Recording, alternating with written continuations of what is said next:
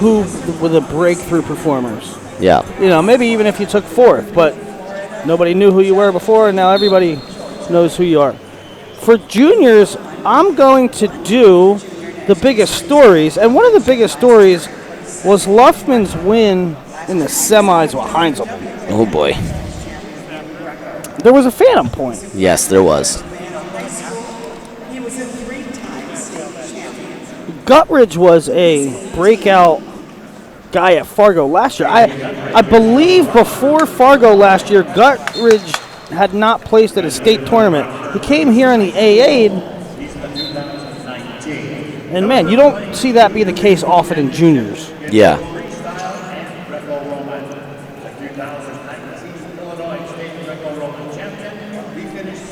Hey, Assad for OW?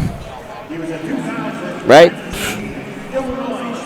You gotta be in it, huh? You in the toughest weight, what we call by far the toughest weight here. I think that's what it is. 1 minute in here, passive being offered against Guttridge. Okay, I thought I saw red there.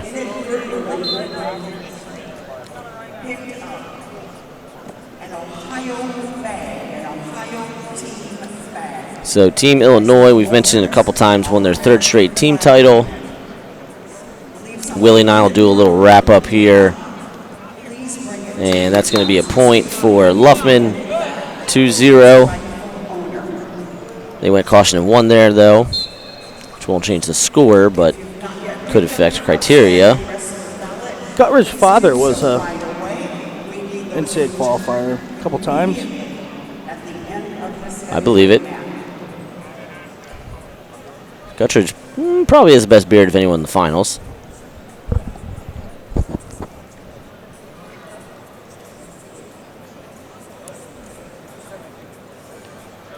Oh my God, look at that thing.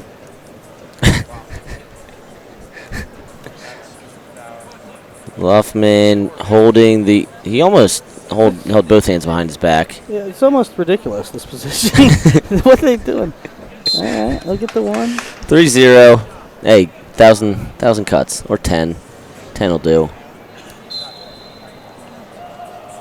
If I was Luffman, I'd just look doing 10-0 on 10 step outs. I've never seen that before. I know, that's why he should do it.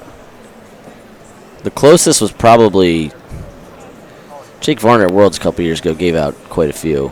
That was bizarre.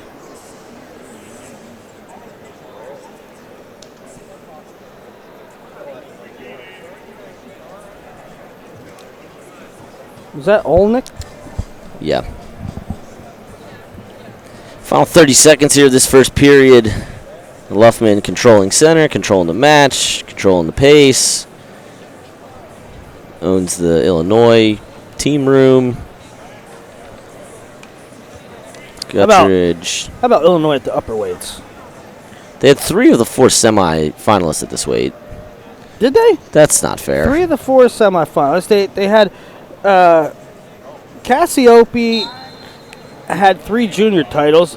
Him and Luffman went back-to-back. They had Coppice go back-to-back in cadets. It's just ridiculous. They just own the upper weights. And they kind of, for a while, owned the lower weights, too, the 100s and the 106s in juniors. That was a big part of their title, part of their dominance. Moody, Louis Hayes. Yeah. Type. Roden Schulke last year. Yeah, Daniel Sheen. Sheen this year. Cannon Webster was 3rd or 4th. Cannon Webster's going to be good. I think Cannon Webster is spells his name with a K, though. So easy to find on Google. Yeah, you look up a kid's record, right? Try to find video of him. Into the second period now, 3-0 lead. There was a caution. One of the... Dang it! Willie. So earlier, if you guys missed, early on, Patty Gallagher, the 160-pound champ, had a completely different Ohio singlet than anyone else had, as Luffman tried kicking Guttridge there. And on the singlet was a bird. And in fact, it was the state bird of Ohio, which is a cardinal. The state bird of Illinois, Willie Saylor, is... the cardinal. Passive being offered against Guttridge as he gets driven out of bounds. 1 point on the board. Caution in 1, so... Is that his 4th step out? Yeah. He only needs 6 more.